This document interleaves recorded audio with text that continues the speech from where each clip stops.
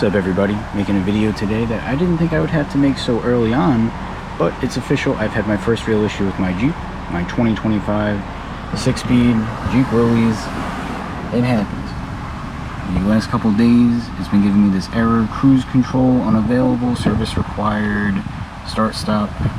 So not only am I having those error lights come on, adaptive cruise control, regular cruise control doesn't work, engine start stop doesn't work, and also maybe after roughly like 10 minutes of driving or so, the rev limiter, it won't let me use the full rev range.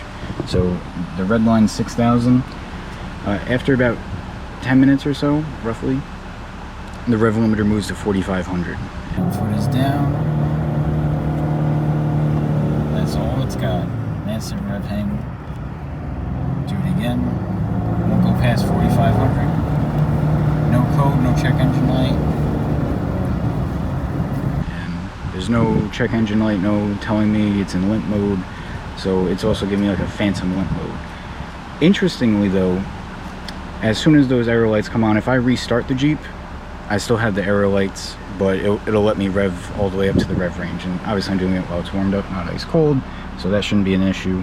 One thing that's definitely disappointing is I'm only at 6,744 miles and already having the first issue. So I'm curious if those people who say Jeeps are junk and I shouldn't have one, maybe they're right.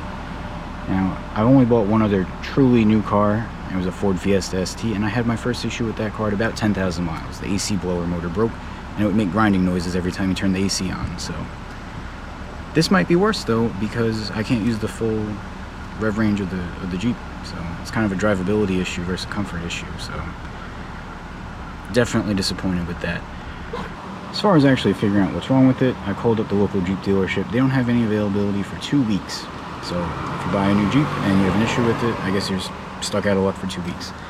Onto the actual troubleshooting, because even if there's something wrong with it, I would at least try to figure out what it is so that I'm a little bit more familiar with the Jeep. And I actually did learn a lot of stuff about this, and kind of makes sense why they have so many electrical issues, why people say they're so complicated.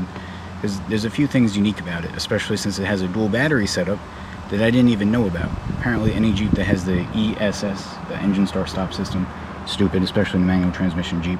Apparently any Jeep like that has 2 batteries in it, 2 different size batteries, and the way that they get isolated and stuff is kind of unique. So anyway, I did some troubleshooting on that, checked both batteries. I don't think that's the issue. I even tried bypassing it. I'm pretty confident that's not the issue, because even running on the aux battery only, even running on the Jeep battery only, even doing like a half-hour, drain both battery, or drain the vehicle electricity, reconnect the batteries, do like a hard reset, issues came back. So pretty confident, not the aux battery, not the main battery. Next troubleshooting, looked at the actual sensor for the adaptive cruise control. Maybe that's causing something weird. Not it. No chips, no dirt. Cleaned it. It's fine. Also, the forward collision warning actually works. I tried that. It beeps, beep, beep, beep, beep. Not the issue. So those actually share the same sensor in this mirror as far as I know. So that's not it. I did some more digging around on the internet, and the closest symptoms that I could find, at least for the cruise control errors, those errors, well, not those errors, the adaptive cruise control ESSS and the regular cruise control errors are the clock spring in the steering wheel. Apparently it relies on some data on what you're doing with the steering wheel, or maybe some connection is not quite right with the clock spring, and it's causing those systems to go crazy. Makes sense for the adaptive cruise control. I don't really know why it matters for the regular cruise control, and I definitely don't see why that matters for the engine start stop.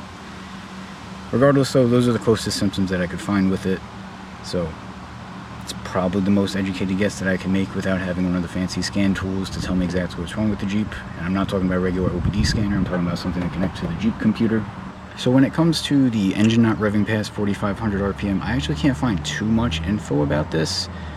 Only a very few people have had it. It's actually kind of common in the Jeep JKs, and it's like a phantom limp mode. So I'm hoping that when they fix whatever's wrong with either the clock spring, the adaptive cruise control sensors, that maybe that issue will go away. And if not, then I guess that opens up a whole nother can of worms, where I would expect whatever Jeep mechanic to look at this thing, to get in it, drive it around the block for 2 minutes, rev the baloney out of it while it's ice cold and say it works just fine, and not actually take it for a 10-minute test drive and see why it's not revving up past 4,500 and tell me no issue found after waiting 2 weeks for the Jeep dealership to give me the privilege of getting my new Jeep looked at. That is the first update on my Jeep. Let's just say not feeling too confident about owning it long term if I'm going to have issues like this, and I'm definitely surprised and disappointed for it to only be at just under 7,000 miles having that issue. But anyway, I will keep you guys updated, because for all the praise that the Jeep gets, I'm actually enjoying a really nice, beautiful summer day with the doors off, parked up in the shade. Maybe later tonight I'll take the roof open so I don't get cooked in the sun. So for everything good that the Jeep has, I'm going to be transparent with the bad stuff too. And just want to keep you guys updated on my experience having the 2025. Anyway, that's about it.